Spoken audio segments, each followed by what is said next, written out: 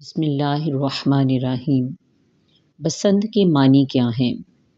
بسنت کیوں منائی جاتی ہے اور کس کی یاد میں منائی جاتی ہے؟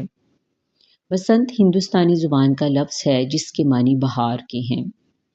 جب موسم بہار شروع ہوتا ہے تو ہندو یہ تہوار پتنگ اڑا کر مناتے ہیں۔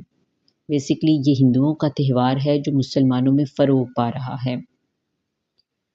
اورنگزیب عالمگیر کے دور میں سیالکوٹ کے ایک ہندو کے بیٹے نے، جس کا نام تھا حقیقت رائے، اس نے نبی کریم صلی اللہ علیہ وآلہ وسلم اور حضرت فاطمہ رضی اللہ تعالیٰ عنہا کی شان میں نازیبا الفاظ کہے۔ اس جرم کی جب تحقیق ہوئی اور ثابت ہو گیا یہ جرم، تو سزا کے طور پر اس گستاخ رسول کو پہلے کوڑے لگائے گئے اور بعد میں ایک ستون سے باندھ کر اس کی گردن اڑا دی گئی۔ جس دن اس کو سزائے موت سنائی گئی، ہندوستانیوں نے پیلے کپڑے پہنے۔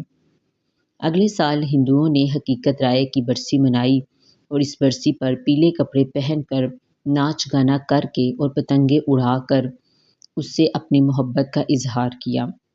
اس طرح لاہور کے علاقے کوٹ خواجہ سعید میں ایک مندر اس کے لیے تعمیر کیا گیا اور وہاں پر باقاعدہ بسنت میلے کا آغاز کیا گیا، یعنی کہ اس کی موت کے دن کو ایک میلے کی شکل دی گئی۔